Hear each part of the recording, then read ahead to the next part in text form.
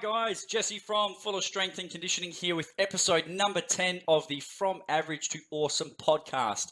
I'm really psyched that you've tuned in today to listen to this episode. I've got a great guest coming on the show with me. His name is Jamie Hunter. He is the owner and operator at Fit Strong Brisbane. So he's all the way on the other side of the country. I've known Jamie probably about 18 months now. And we first got connected through the Facebook world. So that's how I meet a lot of my sort of colleagues and also friends in the fitness industry. So Jamie and I have known each other for that amount of time and sort of gone back and forth talking shop. And I thought this would be a great opportunity to hear from him and give you guys some information and valuable content that you can hopefully apply into your life and training. So I'm going to jump onto Skype. I'm going to give him a quick bell. I had a bit of an issue with the audio on the last episode, so this is actually a take 2. Hopefully we don't encounter any issues with the audio this time and you guys can enjoy a good quality episode. Okay, let's get him on the line.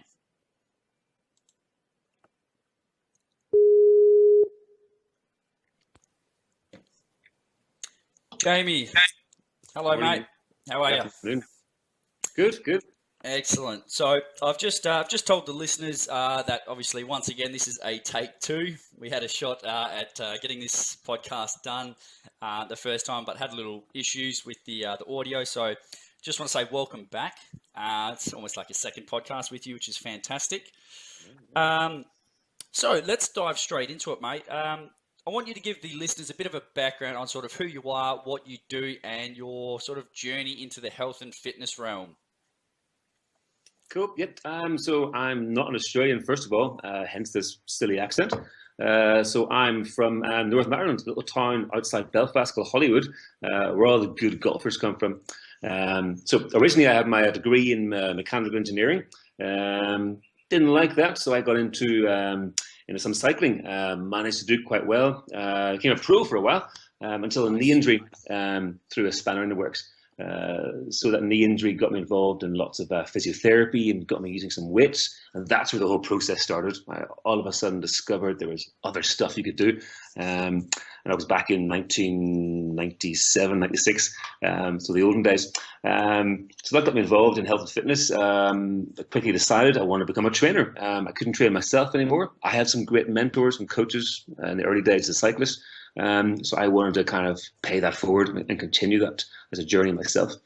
So that was a long time ago, 19 years as a trainer. The fitness and training industry has trained quite a lot over the years. Back in the olden days, it was all very much a bodybuilding style model of training. Everyone did 3 times 8, 3 times 10. Yeah, 3 sets of 8 to 12. Yep. That kind of stuff, yeah. So very quickly in the early 2000s, I got bored of that and realized it wasn't really getting the results. People weren't really improving. It wasn't improving their quality of life. And it took, to be honest, quite a few years to figure out what I wanted to do within the health and fitness industry. So I think it was in middle 2006 or so. I had a young athlete I was training. He was a rugby player. And his father wanted me to help him get stronger. So we did the standards. Okay, let's do deadlift, bench, and squat. They're like standards, the powerlifting moves. Yeah. And we pretty quickly discovered again this young lad had actually a lot of strength. And we thought, let's enter a powerlifting competition just for a bit of fun. And that opened a huge door, a whole avenue of new ways of training and a new way of approaching physical development. Yep. So young Ryan, he went on, he set a new European record, a new world record in bench press. We developed a little team. We ended up, before I moved to Australia, we had multiple European world records in the deadlift and the bench and the squat, all of the junior divisions. So I mostly worked with youth. Then I came to Australia and I tried to continue doing that same thing, and that was 5 years ago. But really, when you're a new trainer in the area, you pretty much have to start from scratch. It took a while to figure out what's my niche. I was 37, 38 at that stage. I'm 43 at the minute. So it's very hard as an older trainer to carve a new way, or to carve a way into the industry, which is already rather saturated with trainers. Yes, correct. So to be honest, it took quite a while to figure out, what am I going to do here? I did work in a gym temporarily, didn't like the stuff that was going on there. It wasn't very practical or safe, and I didn't see how it added a quality to people's lives. And then through training programs I went through, like some kettlebell training with Strong First and the RKC, the original strength training, with a mobility type system. That really helped me identify who can I help. As a trainer, you have people you want to help. I've got people I want to help. Yep. But I have to figure out who can I best help? Who's going to Who can work? you serve the most? Yeah. Who are going to be appealed by my older status and the kind of training I do, and who can I make an influence on? And as it happens, I train mostly people who are 40 plus who want to move better. They want to feel better. They might not have aspirations to do a max effort deadlift or a squat. They just want to improve the quality of their lives, so that they can still play with their kids, play with their grandkids in the future, and they can still enjoy a bit of weekend sports or whatever else they're doing. My current clientele are people who are in their 40s plus. Oldest client is 68. Youngest client is 16. So I still do train some young people. But the average are older people who want to move and feel better. That has a few complications along the way, because training young people is easy. Just get them moving, get results. Older people, it's a little bit trickier. A little bit more challenging, of course. But yeah, trying to get out of pain or minimize, obviously, any niggles. That can be very rewarding, though, as well. So I can understand why you want to help people in that age bracket as well, because it makes a tremendous change to their lives. If you can get someone to move pain-free or get into different positions that they haven't been into for years, that's you can't even describe it. It's something that they'll thank you and they'll be appreciative of for the rest of their life.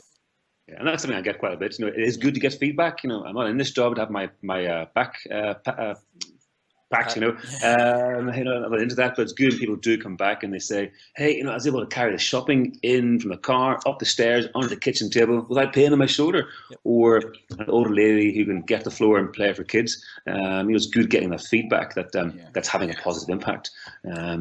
So that's where I get my fun and my training of other people.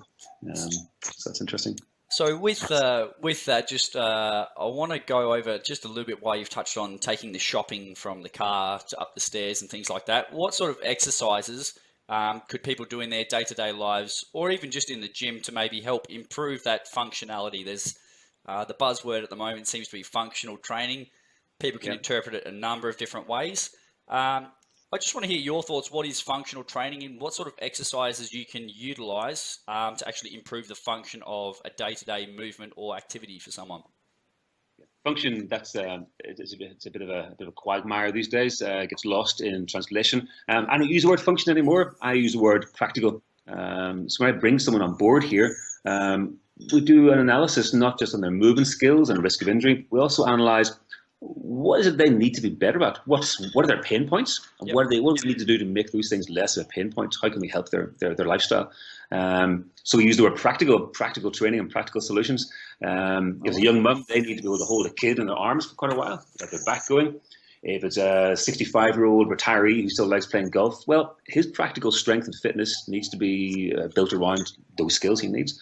But when it comes down to actual movements, first and foremost, people need to get re-familiar with the floor. They need to find ways to get the floor and get back up. Whether that requires them putting their hands on their knees and thighs to get the floor and then come back up again, or doing more complicated movements like the Turkish Getup or something else, or crawling patterns. There's a host of ways we can address getting the floor and many moving, fun locomoting.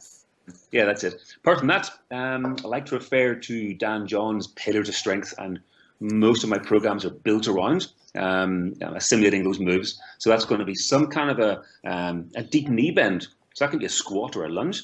Some kind of hinge. That can be a deadlift or a ballistic like a swing. And there's lots of kind of deadlifts you can do apart from the straight barbell deadlift. There's quite a fun variations there. Some kind of push, some kind of pull. That could be horizontal and vertical. Bracing activities. And one biggie is carrying stuff.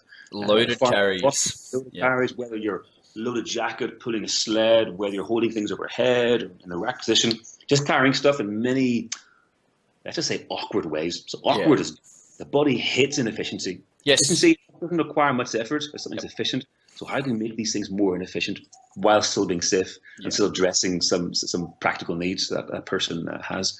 So every single training session, we will have a combination of those lifts. That might sound quite boring, but there's many ways you can package those over loading parameters or timing efforts as well. Of course. We do work around the whole structure of push, pull, hinge, squat, carry, brace, get to the floor as well. That's the thing, and unfortunately, the fitness industry's become, it's just such a big, it's a commodity now. It's just such a big business, and the thing is, like you said there, it's not sexy. The package that we've discussed and that I sort of model my training around as well, push, pull, hinge, squat. It's not fancy. It's nothing new or groundbreaking, but these are the things that have been tried and tested. And like we say, success leaves clues. All the people who are at the highest levels, or even people who maybe aren't at the highest levels but live a good quality life, will do the basics and they'll do them really well. So for anyone listening out there, you do not need a fancy program, a fancy gym to get a good quality training session in, okay? You said something interesting there. You said that nothing new, none of these things are new. Believe it or not, some of these things are very new to people. I had a lady bring her daughter along. Her daughter's 18 years of age. She's been a gym member for 3 or 4 years. She came along. She had a session where we did goblet squats with kettlebells. We had simple crawling patterns, simple rows on the suspension system, and some other things that we spoke about there. But for her, they were alien. She was used to lat pull downs, a bench press machine, that's right, a head fly, a rear delt fly, all these things that you do in machines. So she was astonished that she could do stuff with less, with her body weight, or using simple tools like a kettlebell or whatever. Body weight's a really important tool as well, and I think you've actually hit a pretty good point there. It may not be something new for myself or you as a trainer. We're quite familiar with it, but once again, it's trying to get that open to the broader community and that the broader public, that there's more than you can do on just a machine. There's a plethora of options with the kettlebell. The suspension train is fantastic. So it gets people to actually use their core muscles and move their body in awkward positions, like you said. Yeah, definitely. So, for certain parts of the community, certain age groups, sexy, fun, and fantastic and dangerous is going to be enticing. It's going to be what they want to do. It'll be a process they've got to go through. Maybe pick up a few injuries before they realize that there's something else they should and should be doing. Yeah, we've done it. Like, I'm 43. I've made stupid mistakes in the past. If I was still training the way I trained 20 years ago, I'd be in a wheelchair, probably no exaggeration. So I've done some stupid things in the past, but we learn experientially, and we try and share on the good stuff and forget about the bad stuff. That's right. Well, not forget about it, but just remember that that's maybe not something we should incorporate. But it's definitely, the term that comes up to mind is being in the trenches. A lot of people, you have to experience it firsthand. It's good to be able to convey this message, but most people are going to learn by doing. There's obviously different ways of learning, but for me, the best way for someone to learn a new skill or movement is to do it. Get in the trenches, go and give it a crack, do a goblet squat. It'll probably feel funny for the 90% of people the first time they do it. It's a weird position. You got this thing at the front, but it's like anything. It's like riding a bike. It felt weird at first. You practice it, it becomes more normal, more natural, and then it just becomes a skill. It becomes more or less habit. Still need to refine it, but a habit nonetheless. And that's very much why I want to keep things quite simple, to help people find the most easiest and reasonable way to build a movement habit. If we're trying to encourage people to squat with good mechanics, we've got to practice that and practice it in many different ways until they're proficient in doing that. You can package it in different ways to make it less boring if need be. But we really drill in the basics here of the squat mechanics and the whole deadlift hinging, and how you hold a kettlebell before you press it, or a barbell, or anything else you're going to press. The commonalities are rife. So whether you're pressing a barbell, a kettlebell, or anything else, the mechanics, the common features are there. Definitely. All right, good. Let's talk about training for longevity. Obviously, you said that your training styles changed quite a bit over the years. So for people sort of, especially in your niche, in that sort of older age bracket, for training for longevity, what are the biggest things or the biggest ways people can use to improve that aspect of their lives? What can they do? The rule number one we have in a banner in the gym is just turn up. that's it. You know, if someone turns up feeling emotionally tired because they've been resting with the kids all morning and their boss has been on their back and the bills coming in, the car's got problems, the first thing they can do to improve the quality of life is just turn up and just do some stuff in the gym. We might have to change the routine on any given day, but just like turning up and getting moving, you're adding life to your years. Even if we just practice the basics. So I do have some people who've got a variety of health problems, and on any given day they'll come in and they will lift some serious iron. Or other days we come in and we focus on crocodile breathing and some basic movement practices just to make them feel better. So when they leave the gym, they feel better, and that's going to add to their life. If they didn't come to the gym, that stress will be manifesting itself all during the day. Their cortisol levels will get too high, and they probably end up drinking themselves to sleep that night. So just by turning up, they're having a positive impact on their lives. And I think for most people, just making an effort or having the intention to make the effort is a step in the right direction. But for longevity in terms of training, people need to listen to their body. They need to know how much is enough. It doesn't matter if they don't do enough, they can always catch up the next day. But in our 20s and even our early 30s and our teens, it's all about push hard, go hard or go home. Pain is weakness in the body and all this BS you read and all these Instagram pictures and whatnot. I've been there. I've done that. It was fun, but I ended up with sore shoulders, sore knees. Things got hurt. Yeah. So a lot of time we talk about practicing. We don't use the word workout. We use the word training, certainly, but we practice. So we're coming in and we're practicing a move to help someone get into a handstand. We're practicing. We go to the point of exertion where the form is beginning to sacrifice. We're focusing more on the effort and not on the skill of the movement. And whether that's a kettlebell swing or squat or a deadlift, we only go so far in any given session where they're still honing the skill level. Once we're doing something that's not skillful, we're going to stop. So that's a big thing for longevity is knowing how much is enough, how strong is strong enough. Sure, it'd be good if we all could deadlift 150, but not everyone needs that in their lives. For a grandmother, if they can do that safely, hey, go for it. If they only need to lift up a 20 kilogram child, that's fine. The skill and strength has to be appropriate for the individual. And that's, I'm just going to jump in there. Sorry, mate. Just with regards to the word practice, I like that word, and it's funny, I actually utilized it probably a couple months ago in one of my outdoor sessions, and it just makes me smile now that I remember the look that one of my clients gave me. She's like, what do you mean? What's this practice? But it comes down to doing something well and just repeating it over and over again. So I continue to say as well, the last rep should look almost, obviously not completely, so it should almost look identical to the first. Obviously the exertion level is going to be a bit higher, but we want to replicate that initial rep when we're at 100% over and over again. So I think that's a key concept. A lot of people are just always looking for that workout. They think, and you've hit the nail on the head there, go hard or go home. I think the days of that, well, I was hoping they were behind us, but there's always that, there's a few people who like to get into that sort of range. But like you touched on, it's that risk versus reward. When to push and when to let live to another day. That's the one. Yep. We mentioned briefly about the last rep looking almost like the first rep. Well, that's how we progress things here. We know when it's time to progress the exercise or progress the weight when their last rep looks just like their first rep. If they can do that and they show proficiency and mastery and they've got skill and they practice well, hey, it's time to progress things. Let's add more load or add a bit more volume or change the exercise. Change the tempo as well. Or the tempo, yeah. So the variables can change. So that's one thing we definitely look for when their last rep under duress and under stress looks like their first rep. Hey, you're good. Let's move on. So that's one particular component we use to dictate when we want to move on, rather than what it says on the workout card.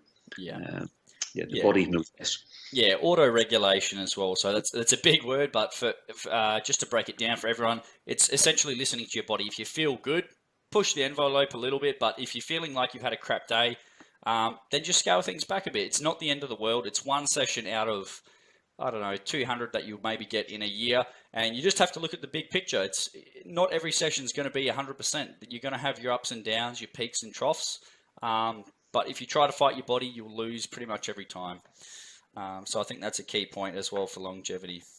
Good I point. think in terms of periodization, the way we program things for maybe my older generation who train here, the old periodization model of gradually applying more and more load over the weeks, or even taking another approach where you might have a light session, a medium session, and a heavy session. Yep. When you're someone older with a busy life, sometimes that doesn't work, and you have to fluctuate according to how their body feels using autoregulation, looking at biomarkers. So they might come in a day where they're meant to work hard. They're not feeling so good. They've turned up. So that's rule number one. Yep. Rule number two is just get going. Just start doing something. So in how we program things here is a bit different as well. So as much as I like to set out an 8-week program, the journey going from A to B can be very, very different from one person to the next, depending, like I said, on how they feel on any day. Part of being human. That's right. And the plan's just a plan. It's not set in stone. And this is something, if you are listening to this, guys, and you've got a big block of training planned, expect there to be detours and deviations along the way. From a training perspective or as a coach, we'd love to have things planned out. At least I know I do. I want to have my program set so we can see the progression where we're going from A to B. But just understand, guys, there's a lot of factors that go into training. You've got your sleep habits, your stress levels, your families, your partners, the dietary intakes, work. You've got all of these variables that some that you can't control. You've got to take that into account when you try and always hit the weights or always do your training at a high intensity or a high level. Okay. Cool. That takes me straight into question number 7, Jamie. Do you reckon that people actually consider or take into account the long-term approach, or do you find that most people are just sort of worrying about running themselves into a ground, getting a solid workout? And I want to hear your views on what's more beneficial and also the why behind it, please, mate.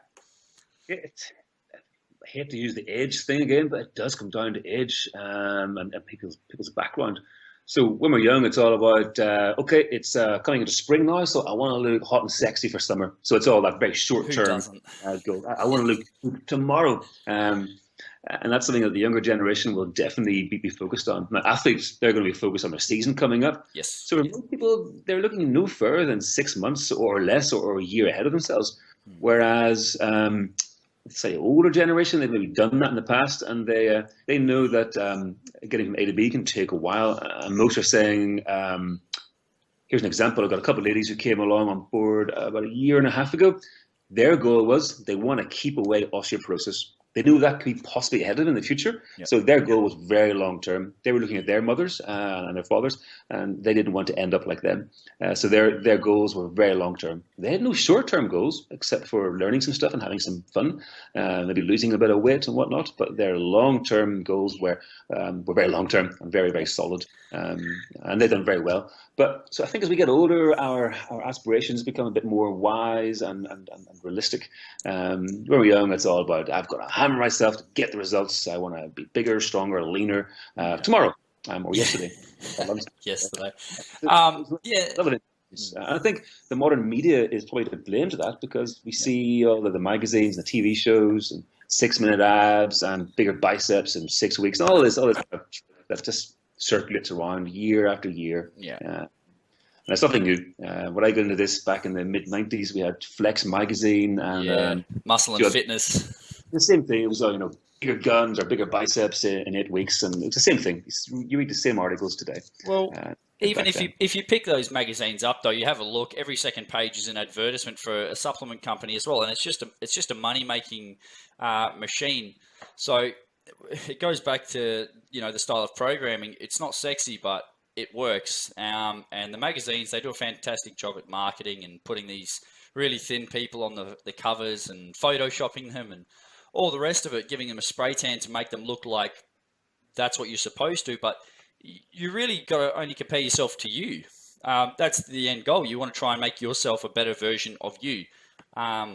Sure, you can aspire to look a little bit more like person X or have more defined features like person Z, but at the end of the day, it's just about self-improvement. Just look at where you are and sort of what improvements you want to make. Like you said with the 2 girls that you've got that want to avoid osteoporosis, they've obviously identified something in the family, in the genetics or in their history. Their parents may have had it.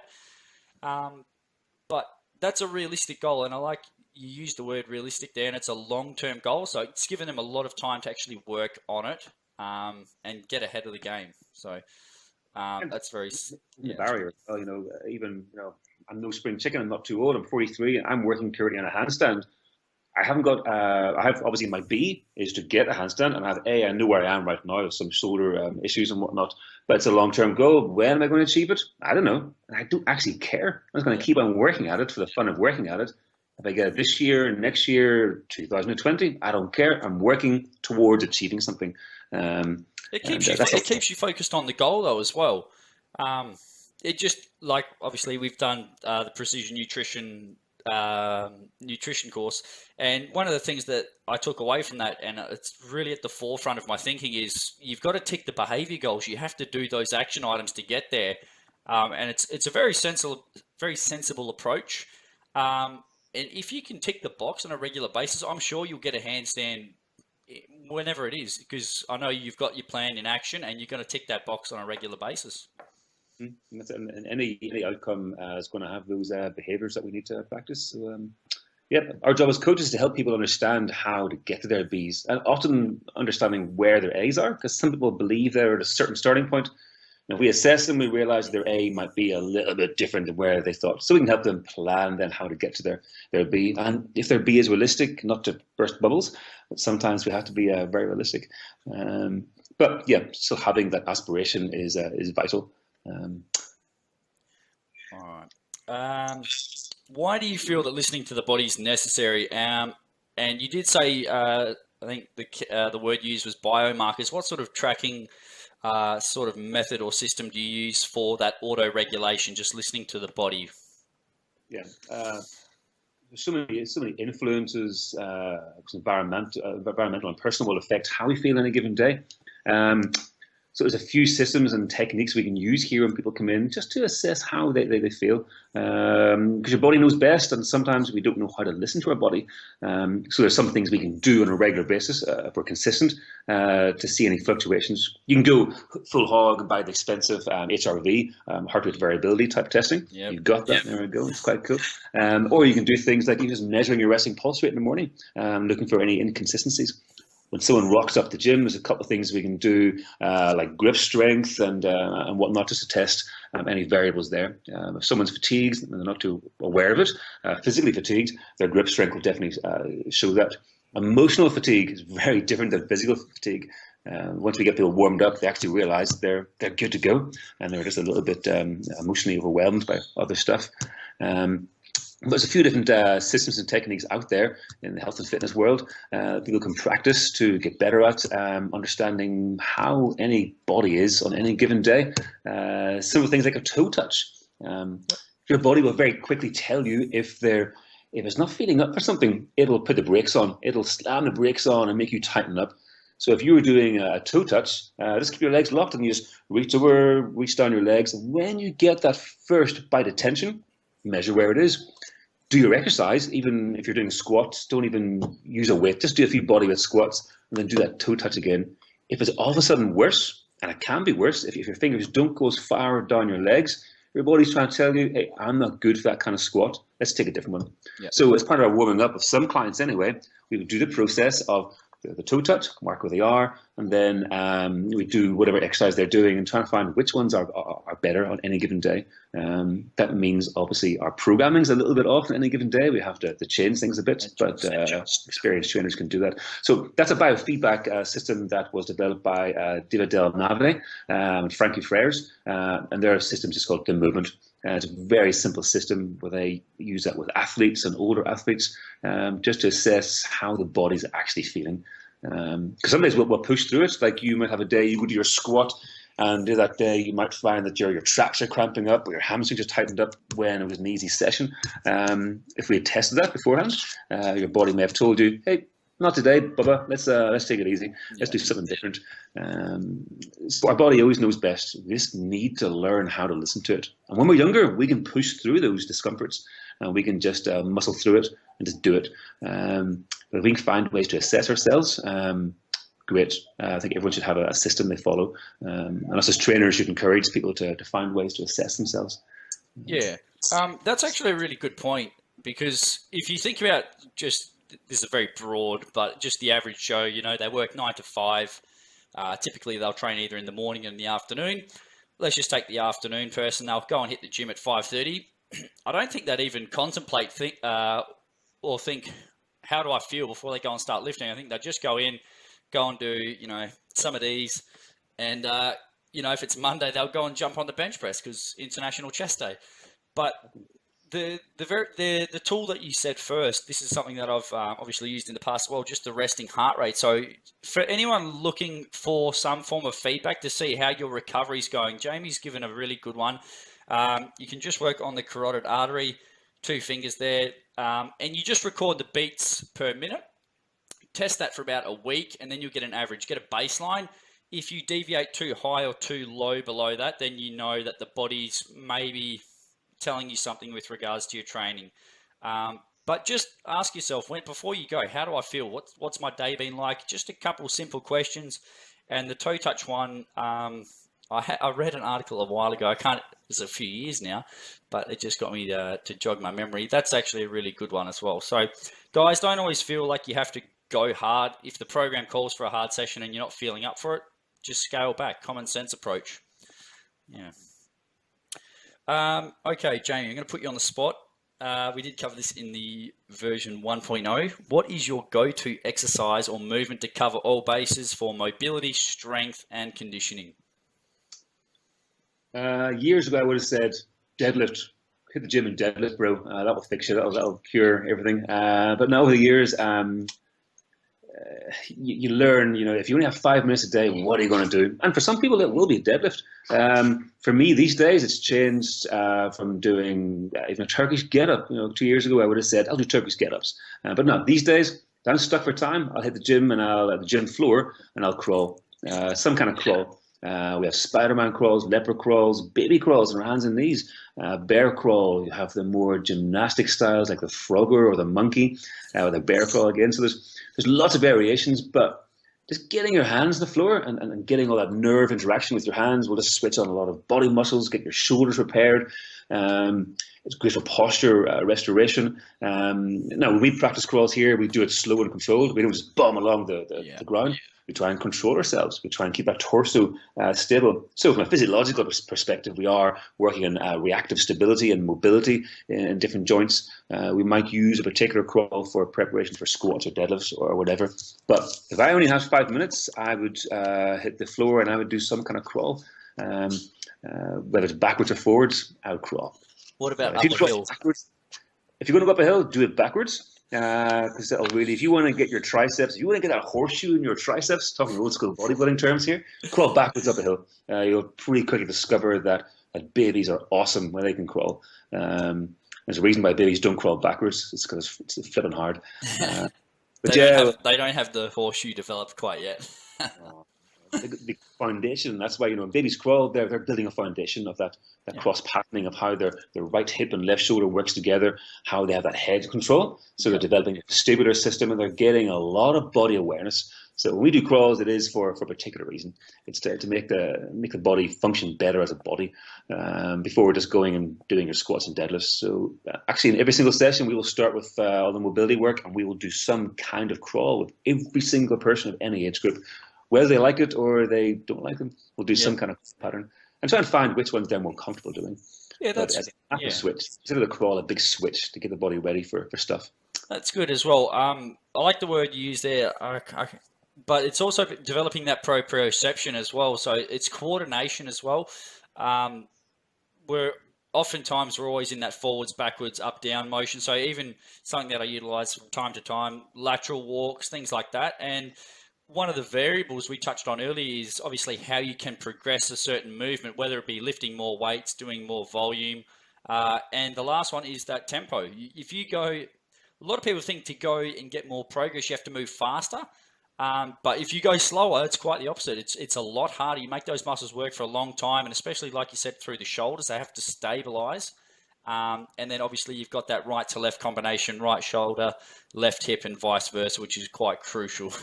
Yeah, there's a lot of stuff going on there. And you can certainly load crawls too. I got some guys at this stage who are getting harnesses on them, and they're dragging weights, a sled down the floor, backwards, forwards. Some are doing with their heads. It's a controversial area, but they have that strength in the neck to do that. So there's various ways you can load crawling, a bit like load of carries. You can load crawls to make them much more strength focused. But yeah, if I only had 5 minutes a day, I would crawl. All right. So just for the listeners out there, on our last take, my last question to Jamie was, how can people become more awesome? And the challenge that was put out was for everyone to go and find a hill and crawl up it backwards. So if anyone out there is feeling pretty gung-ho or just full of energy, I would love to see you crawl backwards up a hill. All right. Just moving from crawling back to where you said you were maybe 2 years ago with your go-to movement for the Turkish Getup. Yeah. Just give us a rundown where you first heard about them, and just a couple key principles on how to do them successfully, because obviously it's something that people see it, they can see it on the internet and they think, oh, that looks pretty fancy or sexy, with having a weight over your head. But just talk to people through it on how to do it successfully. So a little bit of a challenge for you not being able to demo it. Yeah, that'll be fun. I first got into the Turkish Getup. I heard about it for shoulder rehab, and during my powerlifting days, I had some shoulder issues. So back in 2006, so I read about this Turkish Getup. I watched some videos online, and I did practice it myself, and got reasonably good. And then I was shown how to do it properly when I came to Australia. So I did practice it reasonably well until I came here, and then I went through the RKC Strong First system, and I learned all the nuances of the Turkish Getup. But the remit in the Turkish Getup is to get from a lying position with a weight over your shoulder to a fully standing erect position with that weight still over your shoulder, overhead. So your shoulder has to stabilize and be very mobile to get through all the 7 steps of Turkish Getup. The movement has changed over the years. If you were to go onto YouTube and look for Pavel Satsling, the guy who brought us the kettlebell, the modern day kettlebell, his initial practice was very, very different to how it's practiced these days. But we're trying to eliminate spinal flexion and extension and even rotation. We're trying to keep the body braced. Yep. So you're working all those torso core muscles in a very strict way. And it can be an amazingly strong effort. My biggest kettlebell here is a 48 kilogram kettlebell. Now my heaviest press is a 28 to a 32 kilogram press, but I can Turkish Getup at 48 kilogram pretty much any day, just by knowing the technique. So it does touch on a lot of movement skills, a lot of asymmetrical movement skills. You have a lunge pattern, you have some shoulder pressing type patterns as well. Yeah. So there's a lot going on in the Turkish Getup. But it's definitely something people want to practice without a weight, first of all. Even just holding a mobile phone or a shoe or a business card or something else on that straight arm and practice it. If you drop a shoe on yourself, you're not going to kill yourself. Drop a kettlebell on your head, you're going to be left with a small injury.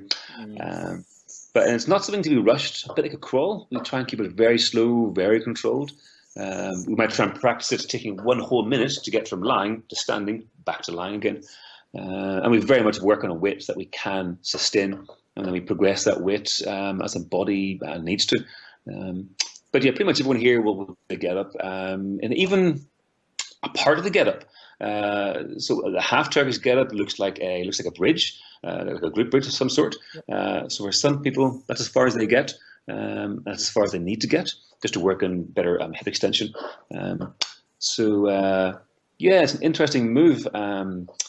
But I definitely would recommend everyone to look it up, but from a good source like the RKC or Strength Matters or Strong First themselves. So there's quite a few solid resources to look at, or check out my YouTube page. Boom, little plug. But I'll link that in the show notes as well, though, because obviously that's something that you've qualified in as a Strong First instructor. Okay, just shifting gears, mate. Let's talk about more sort of general health and well-being. And I want to discuss sort of where you see Australians, where they currently are. Do you think we're headed in the right direction as a country overall to improve our health, fitness, and just general well-being? Sure, he's not alone in this one, but most of the Western world and even some Eastern parts of the world too are heading for other doom and gloom kind of scenarios. Obesity everywhere is on the rise. When it comes down to health and wellness, we cannot ignore obesity. It's not fat shaming. There's a lot of crap out there about, let them know if they're happy and overweight, that's fine. Bullshit. They're going to die because of their body being overweight and their livers under extreme pressure and the heart and everything else. So, somebody can be as happy as they want being overweight, but they're probably going to die and lose the quality of their life because of their fatness. When a lot can be done about that. So it's not just an Australian problem. It's UK, America, India, everywhere's going to be afflicted by this. There's a prominence of fast foods and processed foods, and people not really knowing what a healthy diet is anymore. Even the word diet puts the fear of God in some people. So I rarely use the word diet. We talk about healthy, sustainable nutrition, much like we learned during precision nutrition. But here in Australia, we have no excuse for getting out and enjoying some kind of exercise. If people enjoy playing tennis or going for a walk on the beach or surfing, swimming, bowls, whatever, there's got to be something that people can do. And yet the government are taking a few initiatives with some events in different parks where they're doing boot camp training or they're doing group walking training. I just finished the Kokoda 15K on the weekend with a bunch of my members here. And it's quite hilly. It was a nice little starting point. So we made the promise this year that we would do more out-of-gym programs. So we've committed to doing a few walks just to get people out doing other activities that are quite simple. Even the Kokoda was quite hilly. But I think it's too easy for people to choose the lazy way out and just walk less, sit more, eat too much processed foods, and work more as well. That's a big one. Work bills, but we need more initiatives out there to help people actually be more physically active. And that's difficult because trainers, as trainers professionals, we need to cover our income. We need to pay our bills. So it's hard for us to give away freebies and too many things. But there are quite a few trainers out there who are doing more outreach programs, more community programs. I've got a friend here in Brisbane who runs a free Saturday morning class. And saying that not everyone turns up for it. He's doing something that he would normally charge, $100 a week, and he's giving it away for free. So I think the mindset in most people needs to be addressed in some way. People need to learn that they don't have to kill themselves. The worst, the biggest loser in those things. You don't have to kill yourself. You just got to move to get things going in the right direction. I think we have an overabundance in pretty much everything. I think as a culture, we've got more access to everything, and we're doing more. We have more information than we've ever had. So I don't think that people can say there's no information out there for them. I think that is a big cop-out. All it takes, everyone's got the same resources at their fingertips. If they've got one of these in their pocket for half the day, or at least they've got a laptop, they've got a computer. And I think the key word you've said is mindset as well. And just going back to that first topic of fat shaming, I'm not pro or con, but people need to be aware of where their health stands. Some people can see it. Some people maybe not be aware of where they're currently at. And it may take someone to go up to them and say, look, you need to get your life sorted. You need to get your health in check. Otherwise, you will die. And that sounds very harsh, but it's a reality. If people are overweight, they're causing more pressure on their heart, on their arteries. If their arteries become blocked, they're going to have a stroke, or they could have a heart attack, and they can die. So it's a pretty serious sort of matter that we're talking about here, but I don't think people place an importance on health where they should. And the bottom line is, guys, you have to pay for your health. You either pay for your health now or you pay for it later, in whatever circumstance that is. So if you are listening to this and you aren't where you want to be, you need to take one step. It doesn't matter what step it is. It could be walking. It could be going and joining a sporting club. But you need to make the first step. And I think that's a big point that you've put there, Jamie, as well. There are a lot of free initiatives, and people just need to take that first step and make a commitment to change. Yeah, just turn on and watch it. And almost like in a lot of the habit-based coaching programs these days, talk about just do one thing. Just do one thing and do it well. And when it comes to doing one thing, don't choose the one thing that's hard. Pick the low-lying fruit. Yeah, exactly. Yeah, there's nothing wrong with fruit. Fruit's good. Yeah, fruit's good. It's healthy. It grew off a tree. So people just need to just choose one thing that they think, yeah, I can work on that. Take a few weeks, and when you've got that done, take the next item on the agenda. It can be as simple as that. That can be, things like eating more slowly, or it can be just, okay, I'm going to go outside today. I'm going to walk down the street and come back up. For some people, it might even be just going to the shop, going to Kmart, buying a cheap pair of shoes and going, okay, I've got my shoes. Tomorrow, I'm going to put them on. Yep. The day after that, it can be even slower steps. I've read studies where people just did very, very tiny steps. So literally buy the shoes one day, put them on the other day, take them off. What was this process in there? They put them on, they drove to the gym, they bought a membership, they went back home. The day after that, they went to the gym, they walked in, they came back home again. And it took about 10 days before they actually got to the habit stage where they're actually in the gym and actually doing a little bit of walking. And after that, there's building and building that the habit's going to snowball. So That's it can right, be yeah. tiny steps. But they all add up, though. That's the thing as well, and it comes down to the Kaizen principle, and I've actually got a tattoo on my arm. It's written Kaizen. It comes down to constant daily learning and improvement, and guys, it can literally be this big. Your steps, they don't have to be massive. It's the smallest steps that make the biggest difference. Okay, Yeah. So it sounds silly, It may have taken that person 10 days to go to the gym, and some people might laugh at that and think that's ridiculous, but for that person who's never been to the gym before, or maybe hasn't got any habits of previous exercise or sporting activity, that's monumental. That's a life changer. Yeah. And I mean, I've got a typical example here of one of the ladies who took part in a Kokoda walk. She was on my wife's team. She works for in the hospital, and her previous exertion levels would have been walking a few hundred meters from her house to a friend's house, and that would have been a big ordeal. That would have been, I deserve a glass of wine after that kind of ordeal. 300 meters. So she started walking with us, and we start doing 2K walks, 3K walks, and over the course of 6 months, she's now up to walking 15 kilometers off road over the mountains here, just west of Brisbane.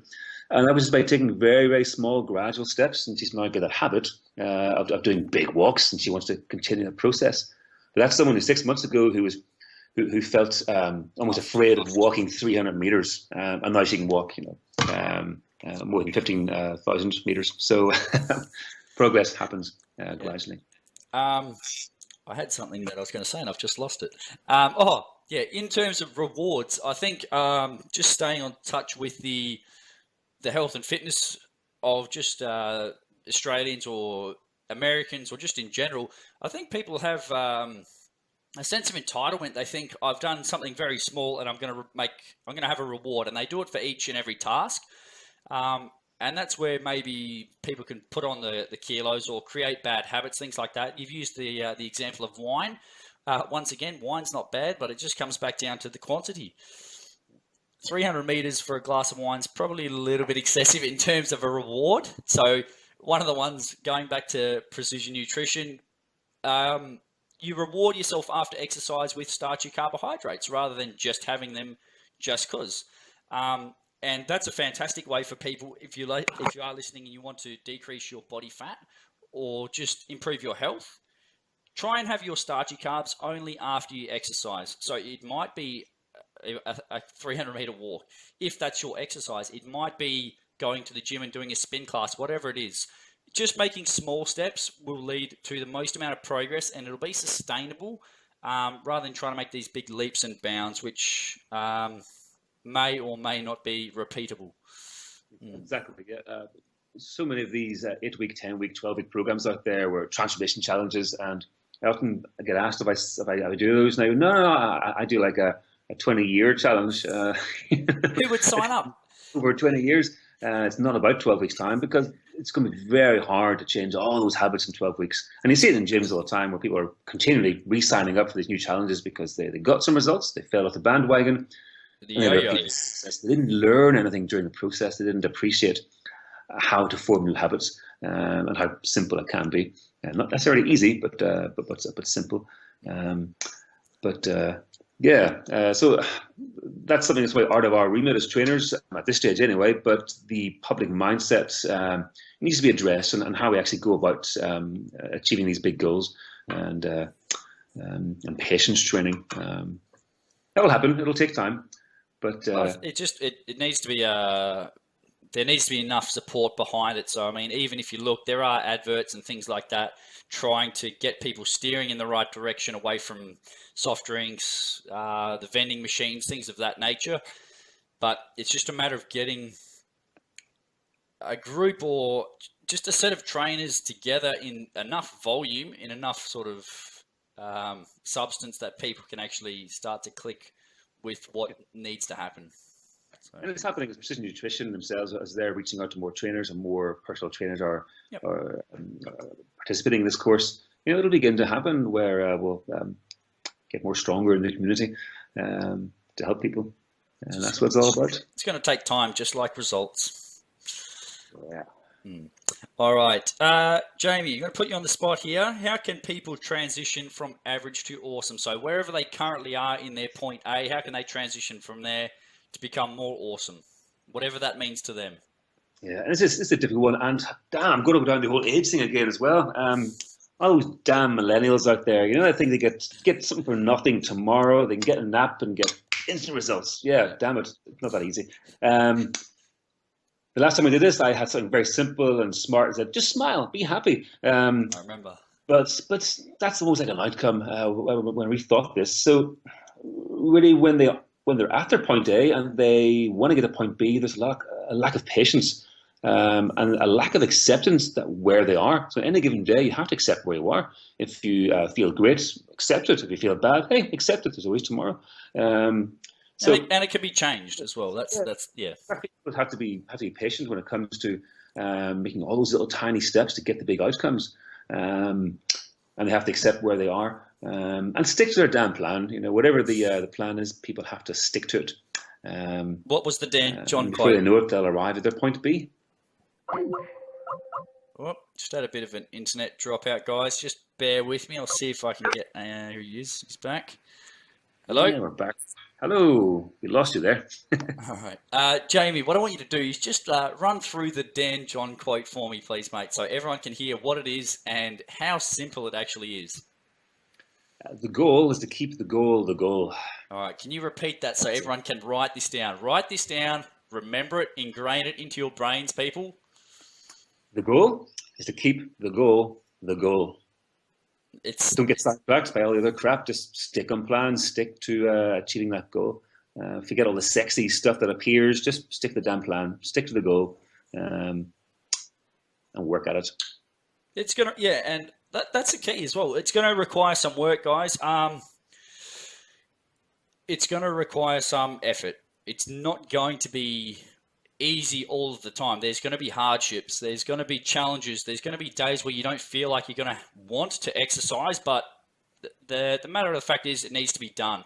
Whether it means modifying the plan via that auto-regulation we talked about, there needs to be some action on your end. Your results aren't just going to magically appear. There's no Harry Potter wand or magic trick that's going to give you that six-pack. You're going to have to work for it. Yep. And we, as trainers, we have to be honest with people and then keep them on track. And as much as they want to push forward and maybe stress their technique in some exercises, if it's an exercise goal, we have to rein people in occasionally and just check them in, make sure that they're not rushing too far forward. Sometimes people will just take off and they'll achieve great things very quickly. I've got a couple of people here who have overtaken me in some movements just because they practice a bit more than I did, perhaps, and they're younger than me, of course. But yeah, everyone will get there, be it just the time scale will be different. People will adapt to certain things, different rates to other people. I've always been really good in endurance activities where my strength sucks. I've got to work at it. Other people, they just get strong real quickly and their endurance sucks. So it's horses for courses. That's just part of the human condition. Just touching on that. Everyone's got a strong point. So, guys, if you're listening to this, I want you to find your strong point. What do you enjoy? What's something that you get a decent amount of pleasure from and you're actually quite proficient at? So some people enjoy walking. Some people enjoy or maybe push a little bit harder with sports.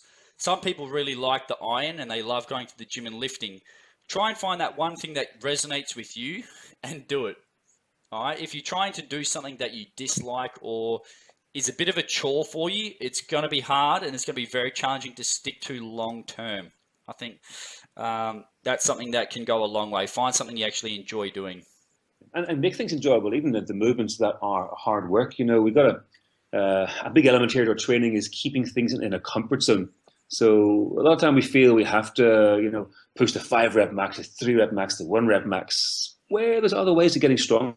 I've come across a few programs over the past couple of years and developed my own, where we have a process of expanding the comfort zone. To begin with, that's easy, that's hard, and we work at working more in this 70% zone and gradually stretch out that comfort zone. By default, this harder effort just expands out. So their default 5 rep max will naturally go up. Because some people, it's not always good practice to test their 5 rep max because it really could do them some harm. But we can get them stronger by working that comfort zone. So that's a big thing you can do. You can press more by pressing more. I've had some great programs where I've had personal bests in overhead presses by not doing heavy presses, but just by gradually increasing the volume over the weeks and increasing the work capacity, or crawling backwards. So there's different ways that you can get better at stuff without having to kill yourself. In saying that, I don't want to paint a picture here that we take it easy here. We do work quite hard, but it's always appropriate for the individual. We just gradually work up through the levels of the comfort zone and just push that Goldilocks zone occasionally, and then we come back down again. So it is quite a systematic process of helping them listen to their bodies and gradually working harder. Those outcomes. It sounds like you've got a pretty holistic approach. You take into account sort of where people currently are. You manage expectations, which is a really big one as well. Results, especially for people who are just starting, results are always going to be a little bit quicker than those people who have been in the game for a lot longer as well. So I think that's a key point to start with. The nutrition side, regardless of your goals, guys, is going to be an aspect you're going to have to continually work at. And something that sort of ticks with me is you're almost a science experiment with yourself with regards to nutrition. You're going to find what works for you and your body type, and then you're just going to make small alterations from that. And that's something that we've been talking about for almost an hour now, is you need to listen to your body and then just make the small adjustments. If the weight's not coming off, if that's the goal, then obviously you'll have to have a look. How much am I having? What type of food am I having? When am I having it? And then obviously the training relationship is, like you've said, we don't always have to go for weight. We don't always have to go for max effort. It's trying to find what resonates and what we can get the best results by doing, and then just replicating it. It's quite a simple process when you actually think about it in sort of a step-by-step process. And sadly, most clients and most lay people aren't going to look at those step-by-step processes. They're going to look at where they are and where they want to get to, and they're going to think, that's a lot of stuff I got to get done.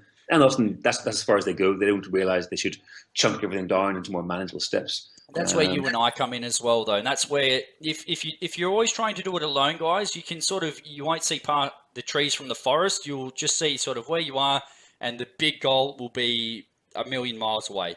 That's where a coach can come in handy and help you break it down into small, digestible chunks. Okay, so this is something I did a video, I think it was last year, SMART goals. You create specific goals. Are they measurable?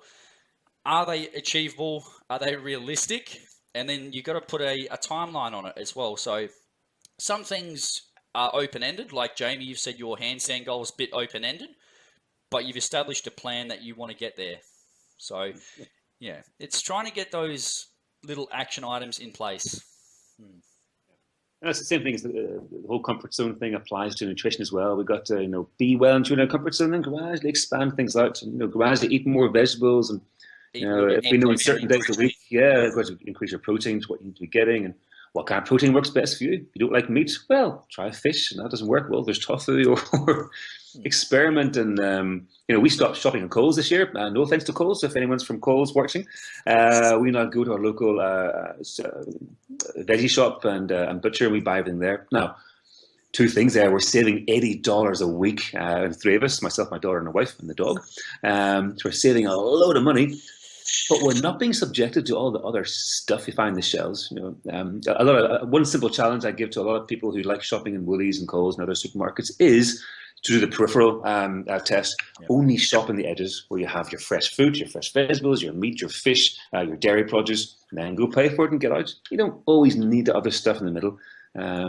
There's some stuff that can be handy, but the nuts and bolts. Exactly. Yeah, the nuts and bolts, all the basics you need, and that's where we're getting a supermarket. We do it in the greengrocers. been doing that for about 6 weeks now. Saved a lot of money, and yeah, we're coming home with a pile of veg, and we're experimenting with different vegetables. How do Coming you with my feel? Do you feel better, same, worse? Is the recipes or the meals that you're making, are they different to what you've done in the past, or just more simplified? More simplified. Yeah, we still make our own stuff here. And like spaghetti bolognese, or make our own chicken korma. But we make our own sauces. We make everything from the ground up. And yeah, keep it as unprocessed as possible. I'm getting older again. I have to hate mentioning that, but I've had a few health problems in the past couple of years. Some of those have been nutritional. So I found just taking a very simple approach can help stave away a lot of the problems. And it saves money as well, which is good. Plus, in Australia, you've got some really cool vegetables. There's some really awesome looking things there. So I'm picking up this furry cucumber, and I'm going, what do I do with this? Let's take it home and experiment. Have fun. Going back to that thing about smiling, buy a strange looking vegetable, Google it, ask Siri, whatever, and cook it and eat it and see what it tastes like. If it tastes like crap, okay, who cares? You've tried it. Find something else that works. So I think, Trial and error. Experiment, trial and error, and see what you like. And it's all good. If it grew off a tree or a bush or the ground, eat it. Don't like it, pick something else. And the same for livestock as well. I like it. I like the approach as well. You expand the comfort zone with regards to nutrition as well. So I'm going to use myself as an example here. When my partner and I started going out about 4.5 years ago, a little bit more, I hated hot foods, Indian, things like that. Wouldn't go near it. Now, she's gradually sort of introduced it to my lifestyle, and I love it now. So obviously that's a long time period. I didn't really think about it at the time of getting from A to not having it to having it regularly. But just have a play around with it, guys. Yeah, like Jamie said, it's not the be all and end all. You don't have to stick to a certain diet. Find what works for you. Find what you enjoy. Find what's, obviously, as he said there, keep it as unprocessed as possible, and just have fun with it. Try it. Doesn't work, try it in something else. If you still don't like it, move on.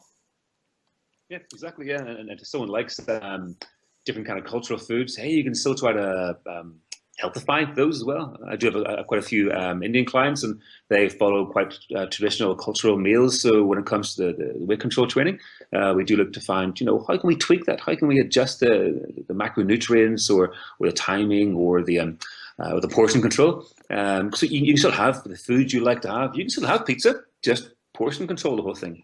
We're humans. We taste foods for enjoyment and to know what tastes good and what doesn't taste good. So let's not try and take that away from people and force them to eat cardboard. If they like eating some things, yeah, still have that. Just know your limitations and enjoy it, and don't enjoy it too much. That's right, in moderation. Yeah, exactly. All right. Jamie, I'm going to wrap it up, mate. I've had you on the line for an hour now. I think I've taken up enough of your time. Anything you want to finish off with in regards to getting any ideas or principles out to the listeners for me, mate? If I want anything on my headstone when I die, it's to help people understand that listen to your body. Don't beat yourselves up. Train for the fun of it. If you could go back through Google some older training techniques. No one was beating themselves into the ground. They were training for fun. They were having fun. They were doing gymnastic things. They were moving. They were exploring what their body can do, having fun. They weren't doing it to shame themselves or to punish themselves. They were having fun. So when I'm out here doing my kettlebell swings or squats or crawling or pull-ups or whatever, I'm having fun doing it. I'm still following a plan, but I'm having fun. And I think that's what people need to try and find again is what kind of stuff do they like doing in the gym or outside that's fun.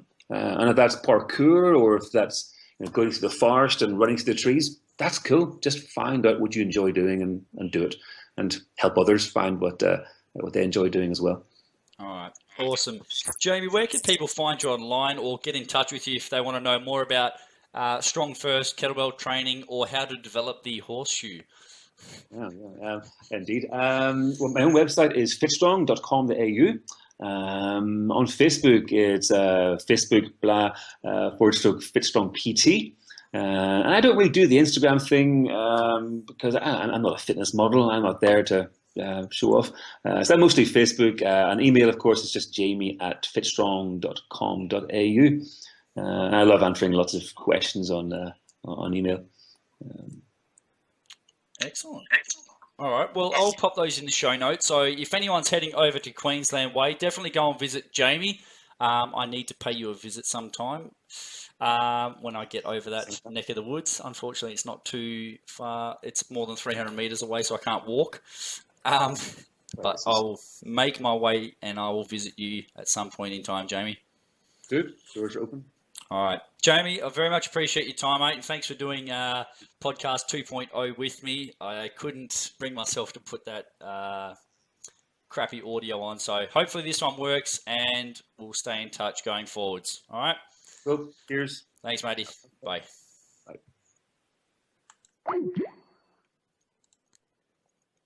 So there you have it, guys. Jamie from FitStrong Brisbane. Fantastic wealth of knowledge. He's obviously got a bit of experience on me, but the key principles that I want you to try and take away are that you don't always have to run yourself into the ground. So there seems to be a connotation that when you go to the gym, you still have to go hard or go home. That is not the case, guys. You need to listen to your body and then take it from there, one step at a time. Just get to the gym if you're having a crappy day. If you're feeling run down, just say, okay, I'm going to get to the gym and I'm going to get through my warm-up. Once you get from there, then you can start to expand and get into the workout or get into your strength or your endurance training, whatever it might be, and just build on that. And last thing, guys, with regards to nutrition, keep it simple, okay? Keep it simple. If you have any questions or if you're not sure how to modify your portion sizes, what foods to eat, and or when to eat, get in touch with us. Send us a private message on Facebook or an email at fullasc@gmail.com, and I will try to point you in the right direction. Okay? Thanks for listening, guys. I very much appreciate your time, and I hope you found this episode valuable and you got something out of it. Okay? This is episode number 10. If you liked it, please give it a thumbs up and also share it forward to someone else who you think can benefit. Until next time, guys, go and be awesome. Bye-bye.